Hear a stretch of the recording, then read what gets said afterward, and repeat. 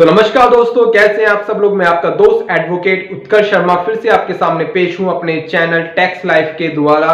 तो दोस्तों, आज हम बात करने वाले हैं, जो भी हमारे बहुत से दोस्त हैं वो प्रॉपर्टी खरीदते हैं ताकि वो टैक्स बचा सकें। उसके लिए वो अपनी वाइफ के नाम भी प्रॉपर्टी खरीदते हैं, अपने बच्चों के नाम प्रॉपर्टी खरीदते हैं ताकि वो टैक्स से बच सकें। तो दोस्तों, इसके बारे में सुप्रीम कोर्ट के भी कुछ जजमेंट आए थे कि हमें अपने नाम से प्रॉपर्टी खरीदनी सही है या हमारी वाइफ के नाम पे हमें प्रॉपर्टी खरीदने पे हमें बेनिफिट होगा या हमें अपने नाम पे प्रॉपर्टी खरीदने पे बेनिफिट होगा। तो इस सारी बातें आज हम वीडियो में करने वाले हैं। उससे पहले दोस्तों, अगर आपने अभी तक हमारे चैनल को सब्सक्राइब नहीं करा है तो सब्सक्राइब कर लीजिए ताकि आगे भी हम आपके लिए इंफॉर्मेटिव वीडियो बनाते रहें। तो आइए चलते हैं वीडियो की तरफ। तो दोस्तों, बहुत से लोग ऐसे होते हैं जो अपनी वाइफ के नाम प्रॉपर्टी ले लेते हैं, बच्चों के नाम प्रॉपर्टी ले लेते हैं, है ना, और ताकि वो टैक्स में बेनिफिट ले सकें। और भी बहुत सी बात होती हैं कि किसी वुमेन के नाम पे अगर हम प्रॉपर्टी ले लेते हैं, वहाँ पे हमें स्टैम्प ड्यूटी जो हमें पे करनी पड़ती है वो कम पे करनी पड़ती है। और साथ में बहुत से लोग इस तरीके के होते हैं जो वो सोचते हैं कि यार मेरे नाम तो बहुत सारी प्रॉपर्टी हो चुकी है, मेरे पास तो बहुत सारी प्रॉपर्टी है, अब मुझे अपने बच्चों के नाम कुछ प्रॉपर्टी करनी चाहिए, उनके नाम से कुछ प्रॉपर्टी खरीद लेनी चाहिए। तो इस मंशा से बहुत से लोग अब जो अपनी प्रॉपर्टी बेच के दूसरी प्रॉपर्टी खरीदते हैं और वहाँ पे उनको कुछ कैपिटल गेन हो जाता है। तो वो कैपिटल गेन को एग्जम्पशन लेने के हिसाब से वो कैपिटल गेन को अपना किसी दूसरी प्रॉपर्टी में खरीद लेते हैं, उससे दूसरी प्रॉपर्टी खरीद लेते हैं। तो दोस्तों, जो गवर्नमेंट की जो मंशा है, गवर्नमेंट चाहती है कि जो ये पैसा है जो भी अब प्रॉपर्टी बेच के कुछ इन्वेस्ट करते हैं किसी हाउस में, किसी भी फ्लैट में, इस तरीके से कुछ आप इन्वेस्ट कर रहे हैं, तो उनकी गवर्नमेंट की सिर्फ मंशा यह है कि पैसा इन्वेस्ट होना चाहिए, है ना, पैसे का दुरुपयोग ना हो। मतलब कि जो पैसा है वो अकाउंट में पड़ा ना रहे, है ना, क्योंकि उससे कोई बेनिफिट नहीं होता है। वहाँ पे फिर आपको बहुत ज़्यादा नुकसान हो जाना पड़ता है। तो वहाँ पे जब आप कुछ प्रॉपर्टी बेच कर दूसरी प्रॉपर्टी खरीदते हैं तो वहाँ पे आपको कैपिटल गेन की जो रिक्वायरमेंट है, डिडक्शन है, वो आपको वहाँ पे प्राप्त होती है। तो वहाँ पे आपको कुछ कैपिटल गेन आप वहाँ पे बचा पाते हैं।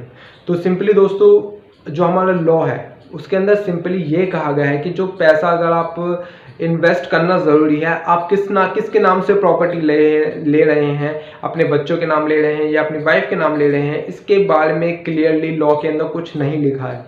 सिंपली उसके अंदर ये कहा गया है कि पैसा जो है वो इन्वेस्ट होना ज़रूरी है। अगर इन्वेस्ट नहीं होता है तो वहाँ पे फिर आपको टैक्स पे करना पड़ जाता है। तो इसलिए अगर आप कैपिटल गेन बचाना चाहते हैं तो इनकम टैक्स के लॉज ये कहते हैं कि आपका पैसा जो है वो सही जगह इन्वेस्ट होना ज़रूरी है एक टाइम पीरियड के अंदर, ताकि आपको जो वो डिडक्शन है वो डिडक्शन आपको प्राप्त हो सके। चाहे वो अपने हस्बैंड के नाम, वाइफ हस्बैंड के नाम प्रॉपर्टी ले लेती है, बच्चे जो पेरेंट्स हैं वो अपने बच्चों के नाम प्रॉपर्टी ले लेते हैं, तो वहाँ पे उनको इनकम टैक्स के अंदर डिडक्शन मिलती ही है। वहाँ पे आपको डिडक्शन दिलवाने से या एग्जम्पशन मिलने से कोई नहीं रोक सकता, क्योंकि गवर्नमेंट सिर्फ ये चाहती है कि जो पैसा है वो सही जगह यूज़ हो, है ना।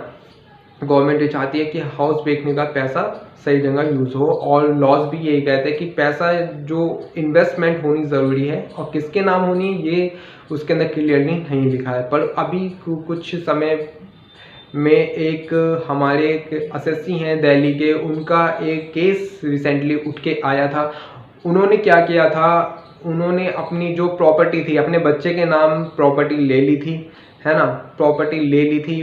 पर वहाँ पे जो उनका जब वो क्लेम करने जा रहे थे तो उनके पास एक नोटिस आ गया था। जब वो एग्जम्पशन लेने जा रहे थे उनके पास इनकम टैक्स का नोटिस आ गया था। तो उनको बुलाया गया डिपार्टमेंट में, तो उनसे पूछा बहुत सारी वो करी। तो उन्होंने कहा इनकम टैक्स डिपार्टमेंट ने कि हमारे हाथ में कुछ ऐसी पावर नहीं है, तो आपको लिटिगेशन से तो गुजरना पड़ेगा, है ना। तो वहाँ पे दोस्तों फिर उसके बाद ये केस हमारे सुप्रीम कोर्ट के पास गया। तो वहाँ पे उन्होंने जज ने जो थे सुप्रीम कोर्ट के, उन्होंने एक जजमेंट अपना पारित किया था। उन्होंने कहा था कि ये जो एसएससी हैं ये पूरी प्रोसीडिंग जो है उसको कंप्लीट करके आ चुके हैं और इन्वेस्टमेंट जो है वो हो चुकी है, मेन जो है वो इन्वेस्टमेंट हो चुकी है ना। तो इस हिसाब से जो हमारे एसएससी थे उनको एग्जम्पशन उसके केस के अंदर फिर उनको प्राप्त हो गई थी, है ना। तो दोस्तों, इस तरीके से आपको प्रॉपर्टी अगर आप कुछ लेते हैं अपने हस्बैंड क्या नाम अपनी वाइफ के नाम ले लेते हैं तो वहाँ पे, या अपने बच्चों के नाम ले लेते हैं तो वहाँ पे इनकम टैक्स के अंदर सिंपली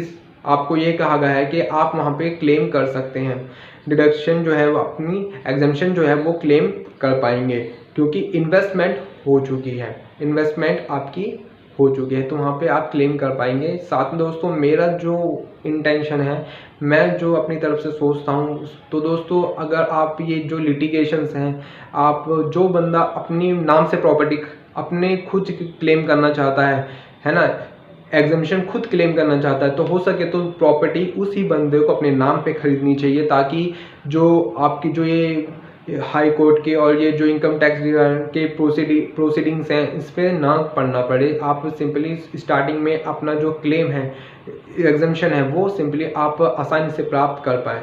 तो मेरा ये एक छोटा सा कंक्लूजन है, और आपकी जो एडवाइस है आप कमेंट में हमें बता सकते हैं। तो दोस्तों अगर आपको हमारी ये वीडियो अच्छी लगी हो, यहाँ से आपको कुछ इन्फॉर्मेशन प्राप्त हुई है, तो हमारे चैनल को सब्सक्राइब करना मत भूलिएगा, सब्सक्राइब कर लीजिएगा टैक्स लाइफ को, ताकि आगे हम आपके लिए और अच्छी अच्छी वीडियो बनाते रहें। Thank you.